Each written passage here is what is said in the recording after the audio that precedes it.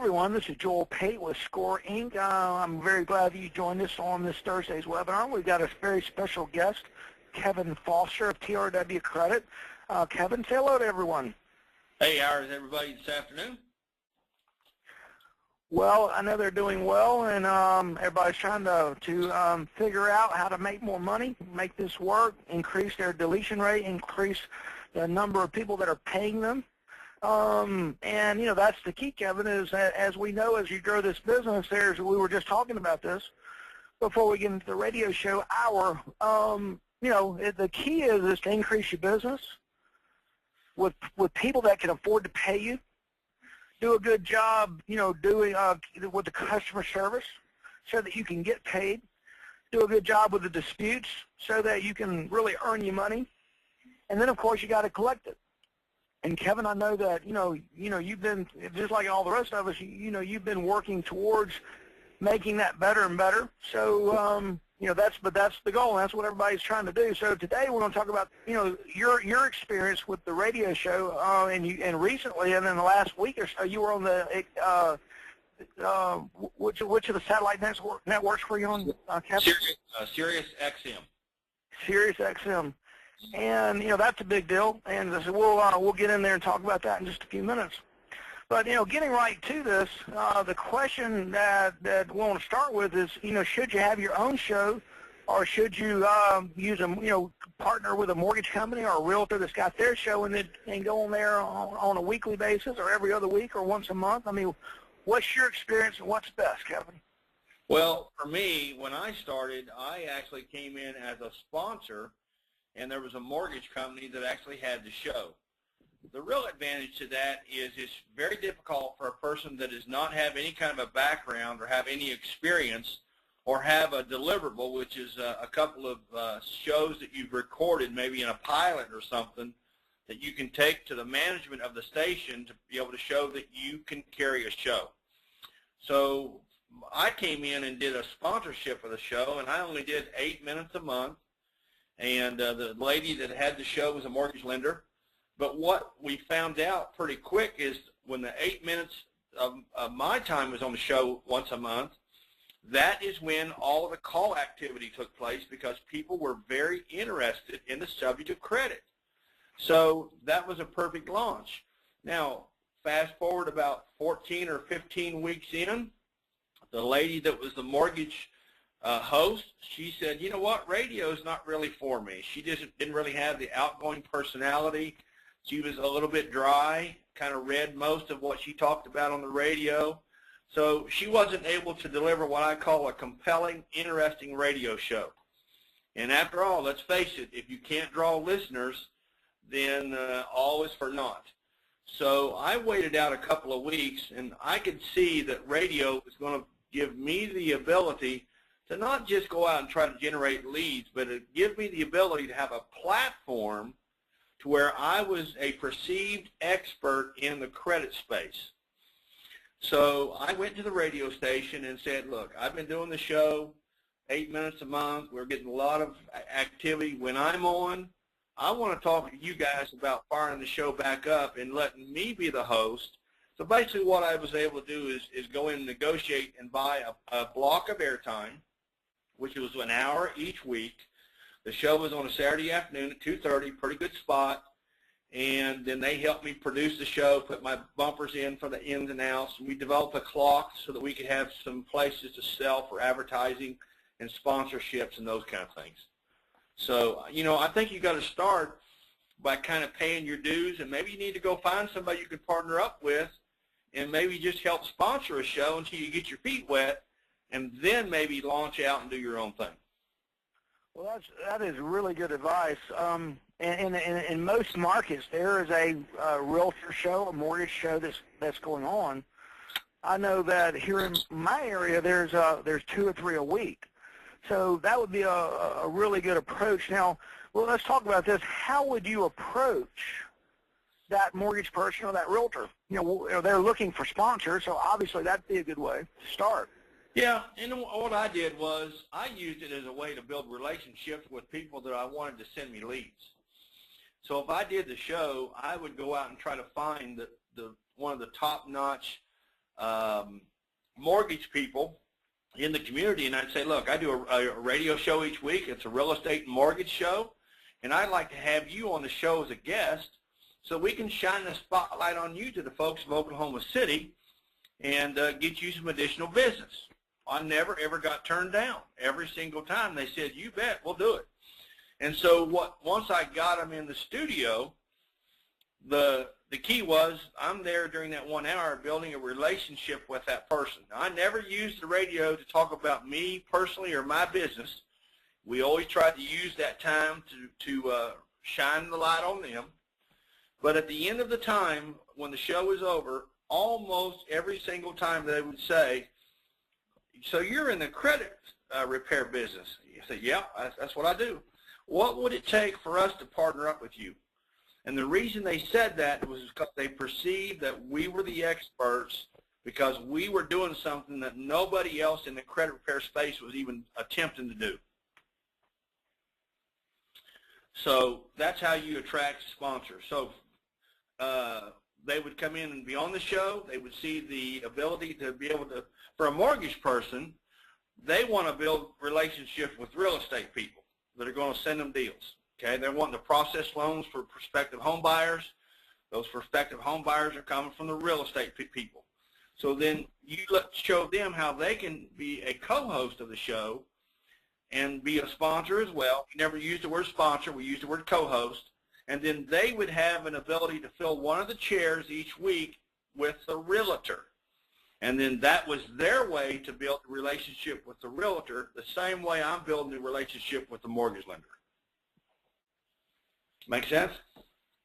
Yeah, let's go back through that because I want to make sure in a very succinct fashion that everybody understands and that I understand as well.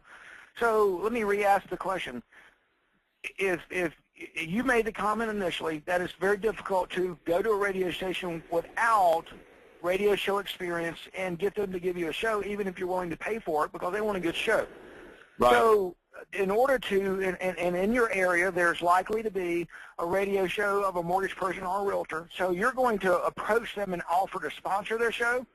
Well, we want them to come on and be a guest on my show. Yeah, but if you don't have a show yet, let's back up. You don't have a show yet. You're thinking about getting in the radio business. You want to have a radio show yourself, but you got to get started as you recommended. So if a realtor's got a show, let's talk about getting you on that show to get that experience and to get that recording and to get that persona that's out there and to determine if that's the right thing for you. Let's kind of start back there, Kevin. Okay, all right. Well, if it were me and I was going to do that, then I would go out and try to find somebody that I've already partnered with that knows the person. Because, see, it's all about who you know in this business. You want to get an introduction to the guy that's got the radio show, whether you go and make the introduction yourself or you get introduced through somebody else. You got to be able to break the ice, maybe go take him to lunch, buy his lunch, talk to him about what you do, and then ask and see if there's a possibility that you could come on and be a financial contributor to his show. They're all looking for somebody to help pay the bill, just like I am. And if you came to me and said, hey, this is what I do, would you mind if I picked up part of the financial obligation of the show and you give me 10 or 15 minutes on the show? I'd say, you bet. Let's put it together. So that would be a good place to start. You just have to know who's doing the show. The problem is, I don't know if this is necessarily a problem, but you got to understand that nobody's doing radio in the credit repair business. I only know of 2 or 3 in the whole country that's doing it. So it's wide open for a person that is a forward thinker that can kind of think outside the box a little bit. And your whole idea is you want to elevate your position in the community as an expert. And that's the key. Right, absolutely. Yeah, one of my customers is doing 16 radio shows. Wow. Yeah, so he's taking it to a whole new level there, and of course it's working because you're not doing 16 shows if they don't work, So you go to the guy that's doing the radio show, offer to be a sponsor, come on, and again, they're going to interview you. They're going to ask you what you do, and it's an opportunity for you to speak to the consumers as well as to the industry folks that are listening to the show. Yep, no doubt about it. It's a way for you to, and again, would it be best for you to go in with a script and do some coaching of let's just call it a realtor that's doing the show? What would be the best way to coach that realtor up so that, your time on the show would be the most valuable? Well, I think one of the things you want to do is during that lunch meeting that you have, you get to talk about what you do, what services you provide, and maybe what separates you from everybody else. In our market, we don't really have a lot of people that are in direct competition with us in the credit repair business, but in some markets, there are people that are competitors. You got to be able to differentiate yourself from those folks, and what do you do that's better or different or more unique than everybody else in the space? And by doing that, you're going to win the realtor over by saying, look, I can provide some really good content to your listeners, which I know is what you're looking for as the host of the radio show. So you're bringing value to the table, and by you bringing value, they're going to bring you on the show, I promise you. Sure. And again, just thinking as a realtor, you're able to help them and coach them up so that you could say to their listeners, look, call Joe here because even if you've got bad credit, because we'll be able to help you and work with you and in a certain amount of time in order to help you get ready to be a good customer for Joe, the realtor. Oh, yeah, or the mortgage guy, Or the mortgage guy, sure. Win-win all the way around. Right. I mean, it'd be pretty difficult not to be a winner in this thing here because it works. Well, let's talk about cost. What's your experience with cost? And again, let's back up into the sponsorship role initially with that mortgage company or that real estate agent. Well, when I got started, I didn't know any better. So when I came in, the lady that was that had the show was using a pretty large network that was kind of putting the show together, and they were charging her production costs and things. And so they had kind of a pricing model they had already put together. And unfortunately, their pricing model was such that for me, I paid for the entire show, and I only got 8 minutes a month. So it wasn't a good deal for me going in. But however, look what happened. I was able to pay my dues, learn what I needed to learn, and then when she vacated the spot, I already knew how the pricing was going to be laid out. So I think in most markets you're going to spend $500 to $800 for an hour of radio, and then you can divvy that up, and you can make it profitable. We had a run there for about 4 or 5 months that we actually had all of our spots on the show clock filled, and we were actually making a little bit of profit on the show above the cost. So if you can do that, that's a really good place to be from. Yeah, and let's talk about that. Who were your advertisers, and how did you approach them? Well, at that time, my show was it was $6.95 a week for the show. The mortgage lender paid $400 a show, and then he brought on a realtor and a financial planner that each paid. They alternated, and so they brought in $200 a show. So that my show cost was $6.95 when I was collecting $600. So it basically was costing me $95 to do my show. Now, each week, was that sponsor a co-host as well? Yes. Yeah. So you had the same mortgage person, or the same realtor, or the same financial planner each week, and was that good, or would it be better if you rotated them out if that was possible? Well, not the mortgage guy. I wasn't able to rotate him out, but he rotated out the realtors because, remember, that's his place to build a relationship with folks that can send him business. Right. We didn't ever look at radio as something that was an advertising piece, because it's really not, because you may get very little actual calls from the show.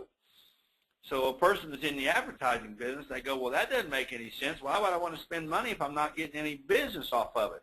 Because it's not you being on the radio that gets you the business. It's what you do from being on the radio that gets you the business, because it allows you to position yourself as an expert, and we all know that people want to do business with experts. So you can't miss that point. That's very, very important. Right. Well, you get to, publish yourself on your website as being on the radio, and of course, that's very valuable. Oh, I'm telling you, when I'd go out to networking events and they would say, what do you do? I would say, I host a weekly radio show here in Oklahoma City on Saturday afternoons, and I would talk about that. I never ever talked about what I did in the credit space because that was going to come up once we had a conversation with people on the radio. And they treat you like you're a celebrity. I've had meals comped. I've had people that come up to me that would want to be cordial and talk to me that ordinarily maybe wouldn't give you the time of day, because being on the radio, you're a little bit of a celebrity. So, what day of the week do you think is the best day of the week for the show? well, I mean, the best prime spot would be drive time. If you could get a drive time show from, let's say, 7:30 to 8:30 in the morning, or maybe 4 to 6 at night, that's your prime time. However, we're on talk radio, and there's a certain segment of the population that are just avid talk radio fans. So a weekend show works really good. Guy's out tinkering around the garage, he's got the talk radio show on, and he listens to the show. Yeah, very good. And of course, in my market, the drive time shows are taken by the national shows like Hannity or Glenn Beck or something like that. Yeah. So I imagine that's very, very expensive. And they're hard to get because you got to have a really, really strong proven track record, you know. We'll Right. talk here how I got on Sirius, you know. Now, I wasn't on drive time on Sirius, but Sirius XM is a big platform. It's national. And I was on a truckers network. It's called the Road Dog Trucking Radio, 601. And it's the station that all the overnight truck drivers listen to because it always has trucker news and all this all night. And I was on from 5 o'clock till 6 o'clock in the morning, and there was over 2 million people listening on the show. There was that many truck drivers on the road, believe it or not. And Yeah, and the results of that, you know, it flooded your website and, and flooded your contact box. yeah, I mean, you know, we had hundreds of thousands of people that went to the website. Now, I gave away a little book I wrote a few months ago, and I was giving that away on the show as a free little resource. And the station called. The station's in Nashville, and the guy that does the show is in Atlanta. And he got called by the radio station and said, I don't know what you guys talked about, but these phones will not quit ringing. And so they forwarded me the list, and so we got them all, emailed them all a PDF version of the book. But most of the people that I've talked to, they don't want the book. They want somebody to help them with their credit. So that's not a bad thing either. Well, you know, and we're talking about that. You had mentioned initially the goal of the show was not necessarily, or the end result of most of the shows was not necessarily to make the phone ring. But what did you say differently, or was it just a different audience that made the phone ring so much? Was the call to action different, you think? Yeah, because what the host did is, obviously there's more listeners, and they said, you know, if you'd like to get a copy of his free book, call us here at the station. You know, they took all the calls, and it was the same number that they give out every week, and so all the faithful truckers already knew the 800 number, and so they could call and get the book because they were going to get something for free. And that's probably the biggest reason why a lot of people wanted the information. Plus, let's face it, a lot of truck drivers got bad credit. And to take that to the next level, though, you know, you made the comment that they really didn't want the book; they wanted their credit fixed. So the people there, so this worked differently than your experience in Oklahoma City. Again, a bigger audience. But did you know, is there a call to action, a unique call to action that you could share with us that you know really was the key that made the phone ring differently and with people that really wanted to do business? Well, the thing you got to do now, when we started doing the show in Oklahoma City 2 years ago, or nearly 2 years ago now, we would actually record the show on Thursdays, and then they played the show on Saturday. So when that takes place, it's very difficult to get any callers calling in with questions or get it much participation. Whereas with the Sirius XM show, it was live. And so when people called in, I took calls right there on the during the station from the callers out across the country. So that's probably part of the deal. Well, is it But then so again, your recommendation would be to do a live show whenever possible? you could, yes, that you'd get more benefit. The problem we had trying to do that is that it's hard to get a mortgage lender or a real estate agent to break away on a Saturday afternoon to hop out to the radio show, because those that are not working, they want the family time. So it was much easier to get a person to come in on Thursday, and we would record the show, and the participation was that much better.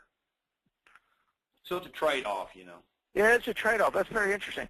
Now, not to belabor this point, but it seems that, you know, if the results seem to be explosively, you know, different, then, you know, getting the realtor or the mortgage person to actually be on the call on Saturday while in position, you know, that they should be able to see. You should be able to communicate the statistics to them to realize that they should, you know, should make that effort.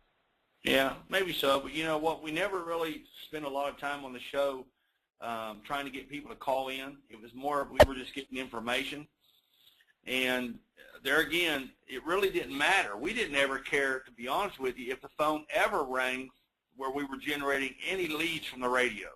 I know that sounds crazy, but because you have a lender in there that's going to send you 5, 10, 15 deals a month, that's what we're looking for. We weren't looking to talk to Joe Schmo out here about his credit. And then the mortgage guy, he's not looking to necessarily get calls right off the show. There may be one that come in once in a while. He's looking to take that time and build a relationship with that realtor that can pay him every month by sending him deals. Right. So that's yeah, the that's key. the I get that market because that's the way I built a gigantic business with American Family. We did it. We didn't use radio, but the point is we did it exactly with that food chain of the realtor, the mortgage person, the builder, you know, and finally to us. So that absolutely works. You know, another thing that absolutely works is driving the traffic the other way. When you get traffic that graduates from your credit repair company, and you drive it back either directly to the mortgage person through the realtor, or to the realtor up to the mortgage person, or to the builder, then you absolutely have control of the business at that point. Oh yeah. And we recommend that for all of your leads that are not associated with a realtor or a mortgage company referral, that you work that relationship and you speak to that potential that credit repair customer about buying a house if that's their goal, about buying a car if that's their goal, and use that as the bait to build additional relationships with the mortgage company and with the realtor. Yeah. We had a company called Buyer Referral Network. Randall Chestnut's company is called Buyer Development Services, and that's exactly what they did to build their business. Is they built the got the consumer, got their credit cleaned up to the best they could, and put them back through the realtor process. And as a result, it acts like a drug to the mortgage person and the realtor, because if you're sending them business, the law of reciprocity is they're going to send you business back. Oh, yeah, yeah. And in fact, we did that, Joel. Whenever we did the radio show, one of the things we were taught early on is that we don't let everybody that's a guest give out all their contact information. Now, for one thing, it's because it's too many numbers and a person can't remember who they need to call for what. So we ran everything through our own local number that we gave that same number week in, week out. And then that also allowed me to control the flow of any lead activity that did come in, because you can't believe how much of a hero you are when you go back to a mortgage lender or a realtor the following week. Now, they didn't pay to be on your show. They were just a guest. And you said, hey, last week when you were on my show, a guy called in and he wants to talk to somebody about a mortgage. I thought you'd be the great guy to be able to handle that. And so you give him that free lead, he's in. Right. So it's just like what you said. Now, the other thing I did, Joel, is I took another idea you had. And when y'all are out here on these webinars, I'm just telling you, you need to take some notes, because Joel's giving you nuggets, and you're stumbling over them sometimes because you're not paying attention to what he's telling you. But you said one time, go out to open houses and meet and greet realtors. I started doing that on a Sunday afternoon, just kind of like a little hobby. And I found it was a great way to be able to go out and network with real estate people that I could get on my radio show And at the same time, I was able to introduce myself to new people that might need my service. Great idea. Well, and especially with the lead-in of hey, would you, what do you do? Well, I got a radio show, and would you like to be on it? Man, that'd be the drug of the year right there. Every realtor in town would love to do that. I'm just going to tell you this, and I won't belabor this point, but if you all think about who's the person in your market out there that's the top-notch mortgage person, or maybe the biggest realtor in town, and they're walking around with a big old ego, and they're hard to get an appointment with. And if you're a credit repair guy, you ain't never getting in to see them, okay? You walk in and you say, I'm Kevin Foster. I host a weekly radio show called Real Talk, and we feature the top-notch real estate and mortgage people on my show each week. I wanted to come out and see if I could get Brad to come on my show. Hey, he'll come out of his office and say, you bet I'd like to be on your show. Well, here's the thing. Now, what we saw time and time again is we'd take that guy with that super ego, and when he got into the radio show and sat his butt in the chair with a set of headphones and that microphone in front of him, he turned into a 6-year-old kid. He was scared to death. So all of a sudden now they're in my environment and I'm in control. You get that? Absolutely. Awesome. Yeah, and so let's walk through that path a little bit further, Kevin. So, tell us about a story of how you worked that into a lead referral source that actually generated business. I'll give you an example. There's a guy out here in Oklahoma City that's a big Keller Williams realtor, and he's a big one. He's been around 30-some years. Very, very difficult to get an appointment with. He has assistants that have assistants. So, he's got a big operation. And I tried to get an appointment with him to get him on the show for probably a couple of months. I just never could catch him. So finally I went out to his office and I talked to his receptionist and I said, look, I do radio shows. Like I said, I'd like to get Brad to come out and be a guest on my show. And she had him call me. He called back that same day. And when he came out on the show, I got to stroke his ego because he's already an egomaniac. And all of a sudden he was a superhero. And from that, he has sent me tons of other people in the real estate office because now I'm his buddy. Why? Because I stroked his ego. You know what I mean? Yeah, and so how do you follow up with that? What would be the process after the show's over? What would be your advice to, go and to maintain that relationship and to grow it and to harvest the results from it? Well, the first thing that I do, and I've done this since day one, is I'm having a conversation with them from the studio, and I'm walking them out to their car. And we're going to be talking about some of the strategies that we can develop together to help further their business all the way to the car. And then when I get to the car, I say, I'd like to be able to further this along a little further. I'd like to have lunch with you. What day next week is good for you and I to sit down and have lunch? And it's all about building a relationship. That's all you're trying to do. People do business with people they like, so just make them like you. Yeah. Well, take that one step further. People do business with people that they know, okay? And so the goal is to get to know more people, okay? You do friends with the people that you do. You're friends with the people you do business with, and you do business with the people you're friends with. So that's the key element there, and you've got to just continue to build that relationship. Another key there is to then join these local real estate associations, mortgage, banker, broker, professional associations, and go to those meetings. It is key to be at those meetings and be seen because, again, you're in the credit repair business. Unfortunately, there's been 1,000 credit repair companies come through their front door and go right out the back door, and as Kevin and I were talking about earlier, most of the cards that they left, the phone number don't work, and if they do, they don't answer. Okay, and so you've got to prove and demonstrate yourself by building those relationships and delivering. Okay, the number one way to deliver is to answer your daggone phone. Okay, and so going to these realtor events is another key element to that as well. Now, another thing that let's take this relationship with this particular realtor, the next step. So you're doing business with them. You introduce yourself, you get them on the radio show, you walk them out to the car, you have lunch with them or coffee or go by their office, develop a strategy, have a game plan when you get there. have your notes, have an agenda set out, have a handout you can give to the person. Give them a path to go down. Let them know how to reach you. Let them see the scenarios. Bring along, evidence of results achieved, deletions obtained. Consumers that got a house, consumers that have a testimony. And that's the key there, again, to further that building of that relationship and further building of your persona within that industry. I mean, what are you going to do? Walk, because it's a key element here. When you go to that guy, when you go to that meeting or you go to that lunch, what are you going to have? You're going to give them a card. You're going to give them a brochure. No, you need to have some small 1-page, 2-page operational statement that says, this is what we do. This is how we do it. This is how we can work together. This is my phone number.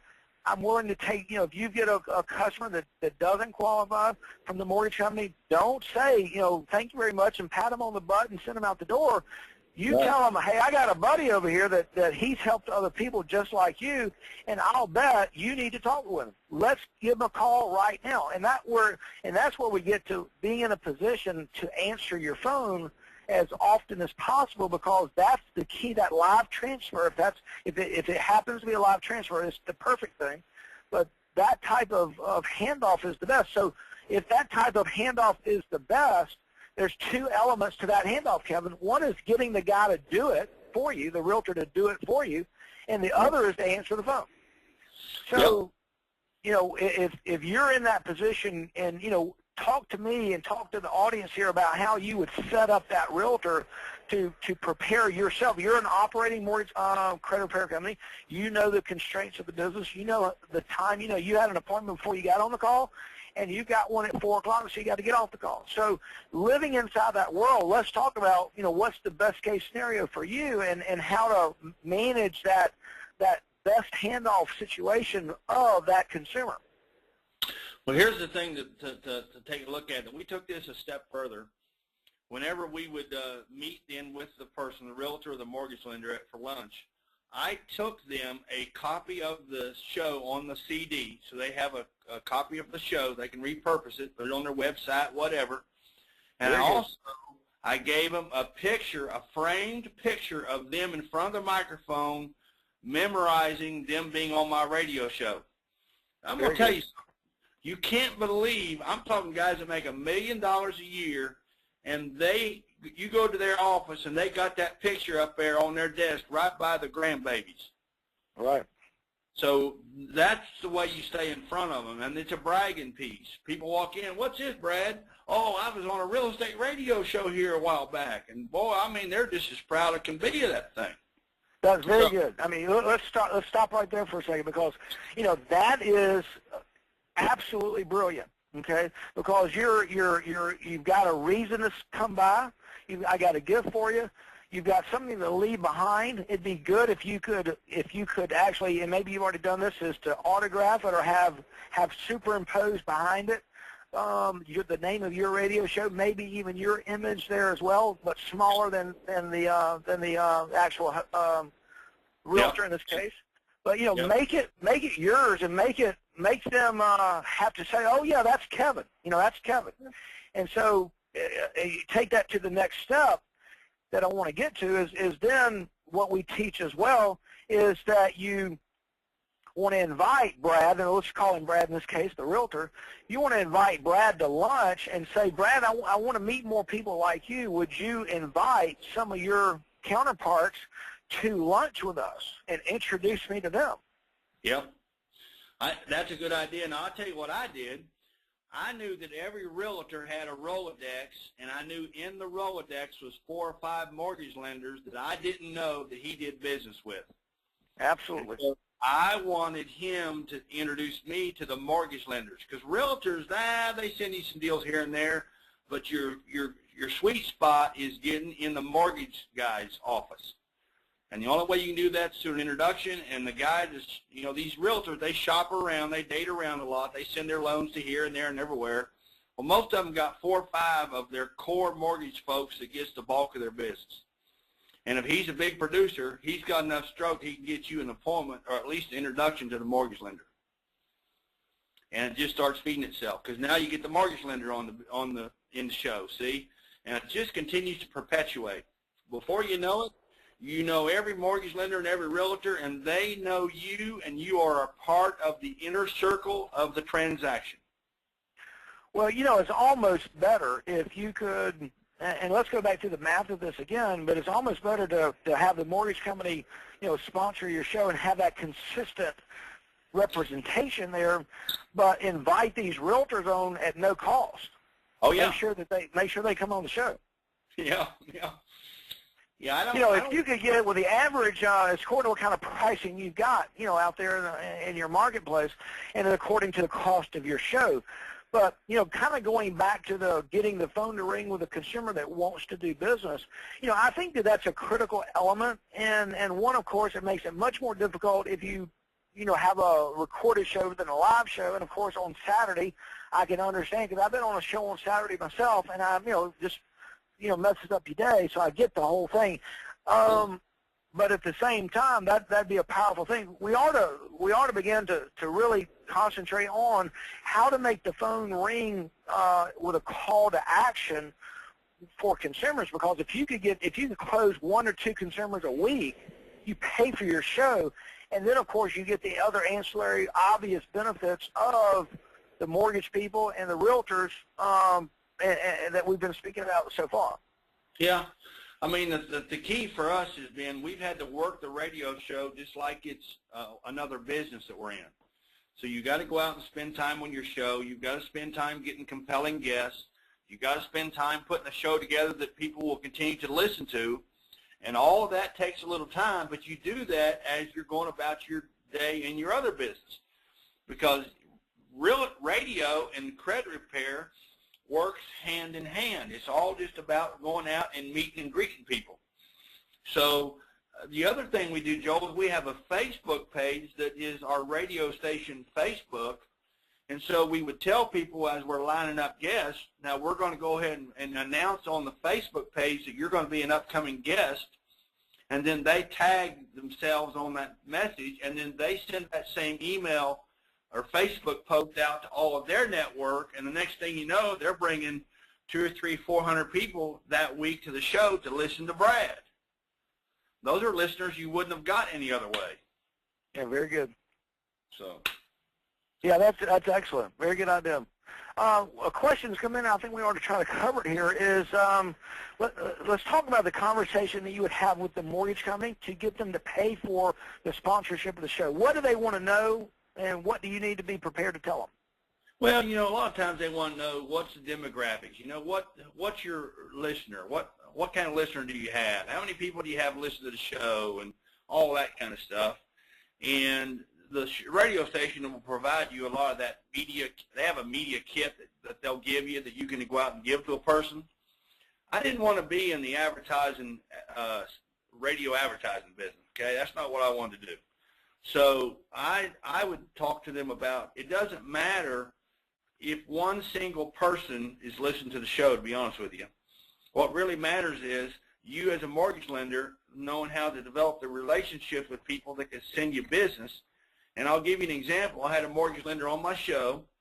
He was with me 4 months, and in 4 months he developed 4 key relationships that doubled his business.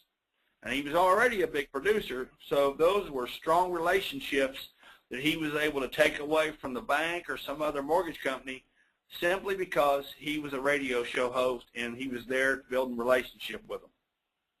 So, big deal. Yeah, very good. All right, so other than so again, just to kind of get this structure here, every week you've got the mortgage guy on the call with you that's your co-host or your sponsor. Yep. And you're inviting a new realtor on the show, and your key is to introduce the realtor and the mortgage person to each other. Yep. What else is your goal there? Well, what do you do? And really what happened was it would be, as my co-host, part of his responsibility as a co-host of my show is he has to provide the real estate person for the week. So that gives him a chance to go out and network and go line up a guest. Because it's not me trying to build a relationship with a realtor, it's him, see. When they walk in, it's my show, that relationship is already there now, see. So, you know, basically. So it takes a lot of the pressure off of you on a weekly basis to bring on a new guest. Yeah, I mean, because that's his responsibility if he wants to saddle up with me on the show, because we've got a driver. He wants to be a part of what we're doing here, and I'm going to be the rainmaker, and I'm going to show him how to make this thing work for him. So I'm always trying to find a way to get him business. That's my whole goal. You're on my show as co-host. I'm going to do my very best to get you business, which is what you talked about. You got straggler credit repair clients out here that don't have a mortgage lender. They're wanting to buy a house. Hey, make the introduction.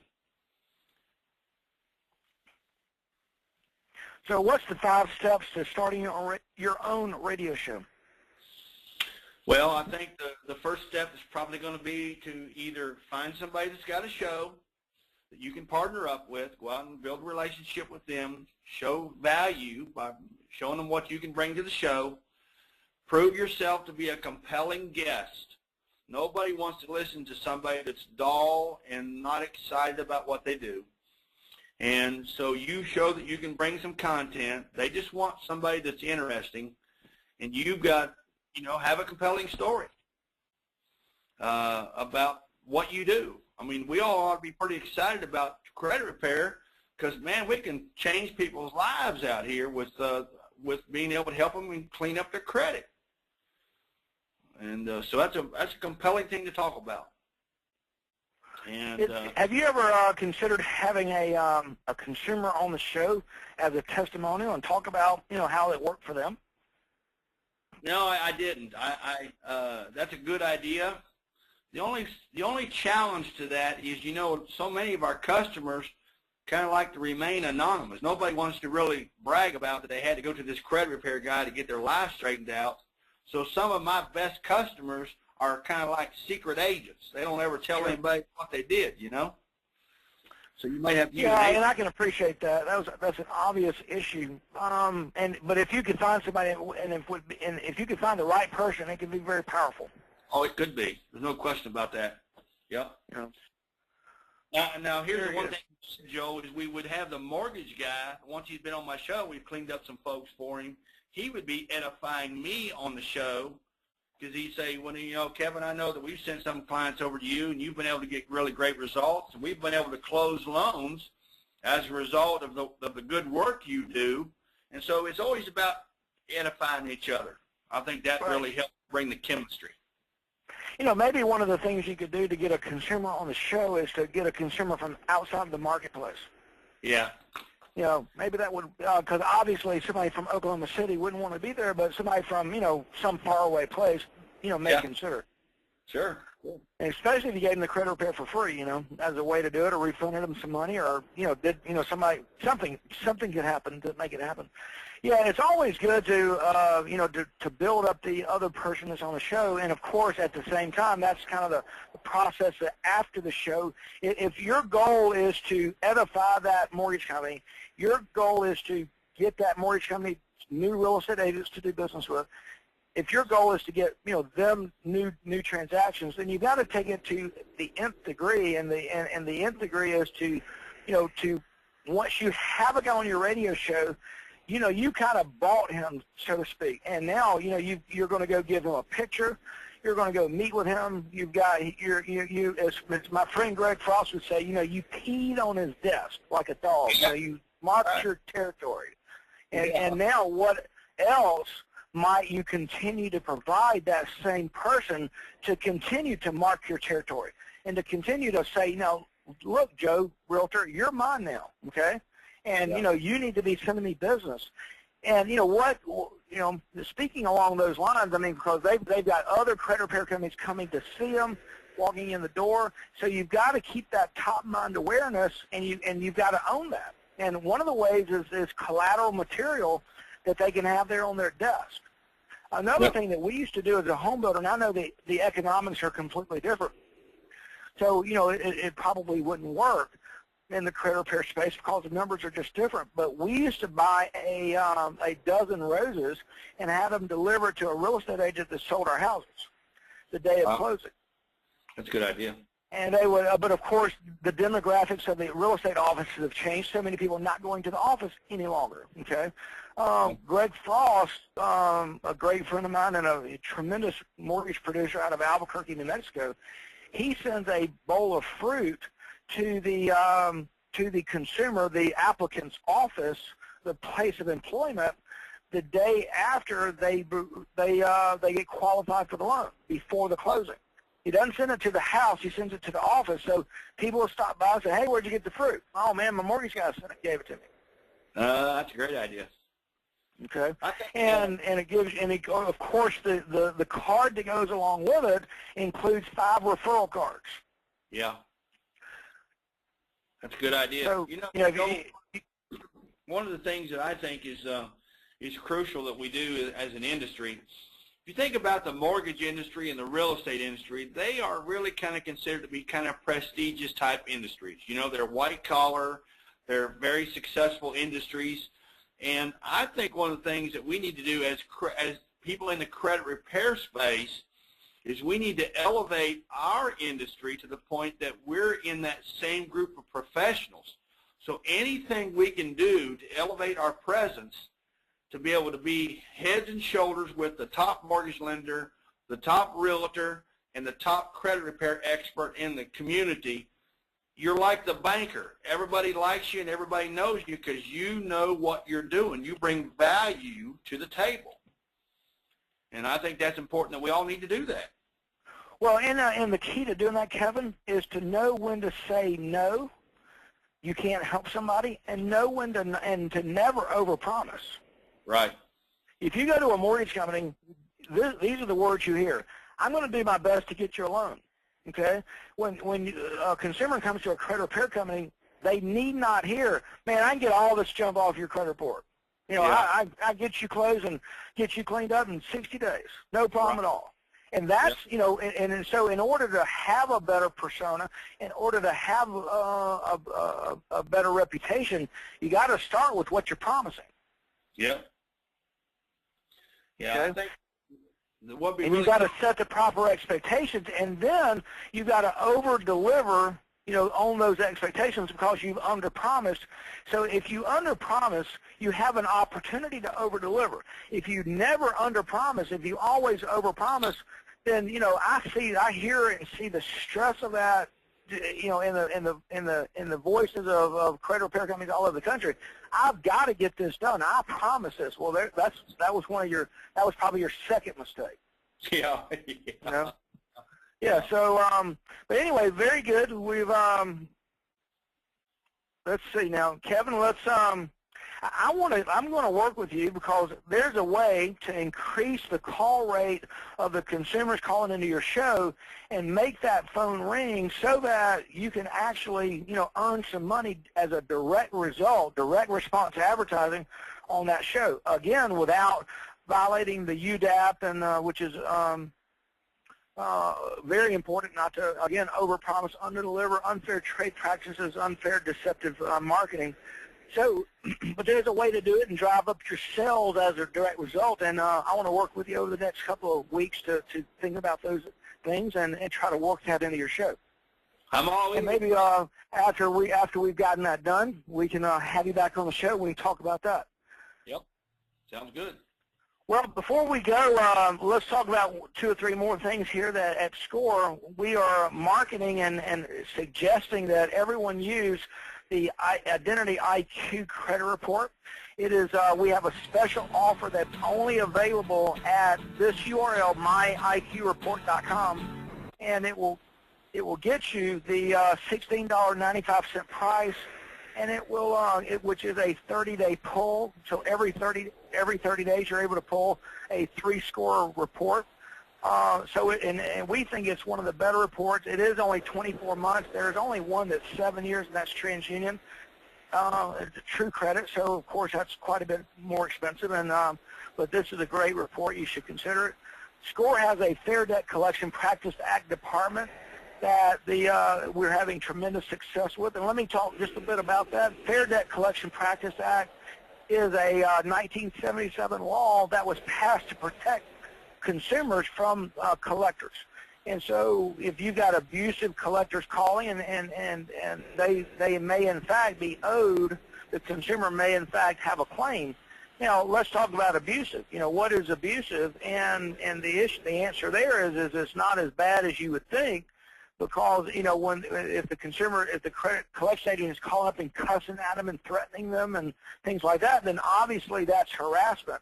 But calling up and just saying, hey, I'm calling about a debt, you need to call me back, this is Joe Smith, this is important, call me at this number, that's a violation as well. So go to the SCORE website, to the FDCPA page of the SCORE website, and listen to those 4 recordings there, and you will be amazed at how innocuous those messages are. There's no cussing, there's no ranting and raving, there's no threats. It's just, but it's still a violation, and every one of those recordings has resulted in a payday for a consumer and for a credit repair company that referred that business to us. This is one of our actually a credit repair company as well as a customer that was able to receive $500 from the collection agency. The lawyer took the case at no cost to the consumer at all. And as the CRO that is a member of SCORE, he earned $150 in addition to this. So it really works, and it works very well. One of the things we had promised as a extra for this show, if you're on the webinar now, we want to offer you a 30-minute, no-cost, one-on-one coaching with either Joshua or I. If you want to call and if you want to have a scheduled call to discuss the dispute process and how to improve your results, whether you're doing business with SCORE or not, we'll spend 30 minutes on the phone with you. If you want to talk about attracting high-volume affiliate and building those relationships, as we've discussed today, then I will schedule a call with you. So the way you do that is you go to our website, Scoreinc.com, and go to the contact button there. As you see, I've highlighted, and complete this form. And in the comments section, just list the call that you want to have.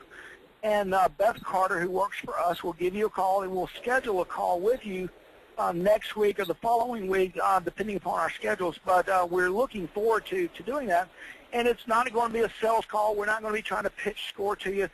We're going to be helping you grow your business, spending 30 minutes with you. And in the future, if you would like to consider doing business with SCORE, it'll become more obvious to you why you should consider it, because we are professionals. We know what we're doing, and we can help you grow your business. So Kevin, we've got a few minutes left. Let's no reason to go all the way to the end. Let's finish up, and I think we've had a great call today, giving people a lot of information. Yeah, I think so. My thing is that for the people that are thinking about this today, is go out and try it. You can't sit back and say, well, I wish I would have done it. Go investigate what it takes to do it in your market. You're going to find it's very effective, and it'll actually elevate you in the community. We always talk about how the credit repair space has a black eye. Well, this allows you to take the black eye away, because it puts you on a level playing field with all the other professionals in the community that you need and that need you in order to drive the business. So I just would encourage everybody to go out and give it a shot. Yeah. Along those lines, we should hold our heads high, and we should be absolutely consummate professionals and a needed entity within the mortgage and real estate space, because guess what? There's more people that can't qualify than can qualify. Okay? Sure. And if the mortgage person wants to do more business, you're the guy. And here's the thing about it: if the mortgage person or the realtor won't give you the time of day, then go find one that will. Go find one that's brand new and make him a superstar. Okay? And once you do that, everybody else will follow. You go find the new mortgage person, you go find the new real estate agent, and you say, you stick with me, and I'll show you how this works. And I'll bring you more business, and I'll give you a higher pull-through rate on the business you've got. You'll be a superstar to the realtors and the builders that refer you business. I'm going to do my best to send you my clients coming from my radio show and from my business that aren't associated with other realtors or other mortgage people, and I'm going to make you a superstar. What I want in return for you is every turn down file, I want you to refer them over to me, and this is how I want you to do it. This is the script I want to give you, and this is the process. And when you do it, I'm going to answer my phone. I'm going to do the best. I'm not going to overpromise and underdeliver. I'm going to, be true and faithful to what I've offered. And as a result, you're going to close more loans and Mr. Mortgage Company, and you're going to sell more houses, Mr. Realtor, and we're going to be a great team. So if you start nowhere other than that, start there and build yourself a business based on bringing value to the team. Yep. Well, Kevin, a great call today. Thank you all for being on the call. We will be back next week is the 1st. We've got Troy Hitt finishing up a 4 or 5 part series now, and he's going to be giving away a script that he uses in his business, so you don't want to miss that call. So, Kevin, again, thank you very much, and you guys have a great day. Thank you.